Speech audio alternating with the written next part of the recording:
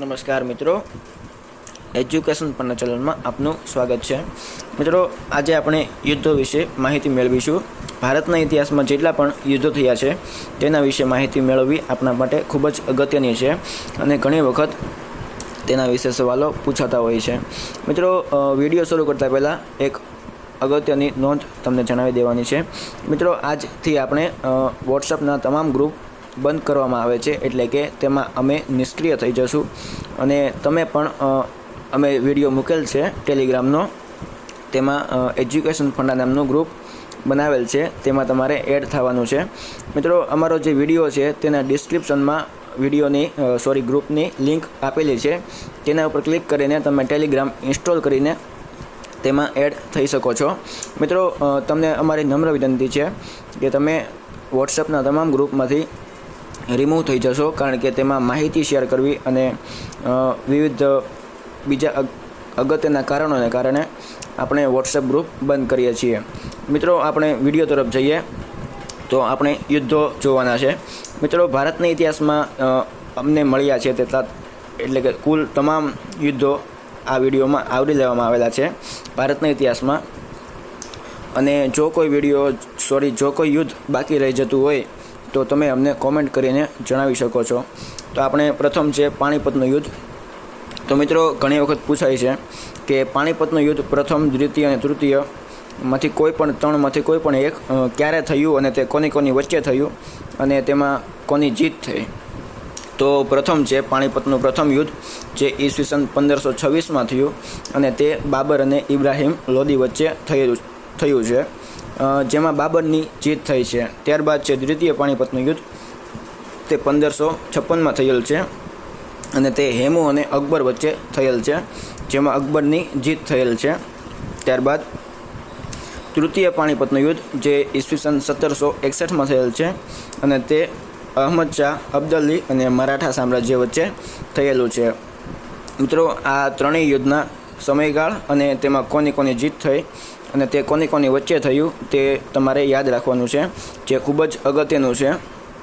ત્યારબાદ છે ખાનવાનું યુદ્ધ। તો મિત્રો, ખાનવાનું જે યુદ્ધ છે તે ઈસવીસન 1527માં થયું અને તે બાબર અને રાણા સાંગા વચ્ચે થયું છે। આ જે બાબર છે તેનું ક્રમશઃ કુલ 4 યુદ્ધ થયેલા છે, જેનું બાબરનું પ્રથમ યુદ્ધ છે પ્રથમ પાણીપતનું યુદ્ધ, જે ઈસવીસન 1526માં થયેલ છે। ત્યારબાદ ઈસવીસન 1527માં બીજું યુદ્ધ બાબરનું, જે ખાનવા તરીકે ઓળખાય છે, તે બીજું યુદ્ધ રાણા સાંગા સાથે થયેલ છે અને જેમાં બાબરની જીત થયેલ છે।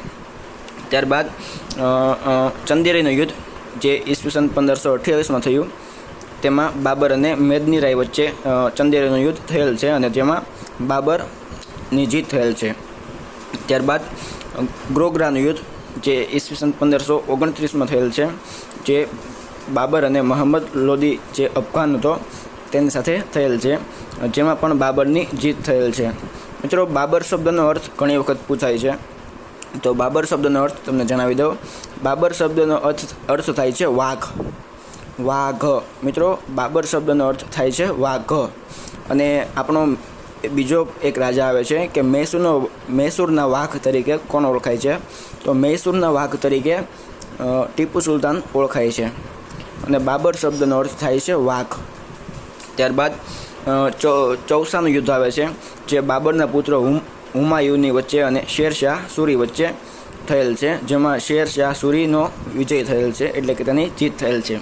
ત્યારબાદ કનોજનું યુદ્ધ છે, જે ઈસવીસન 1540માં થયેલ છે અને જેમાં તે પણ હુમાયુ અને શેરશાહ સૂરી વચ્ચે થયેલ છે। આ હુમાયુનો 2 વખત પરાજય થતાં તેને ભારત છોડવાની ફરજ પડી ગઈ હતી।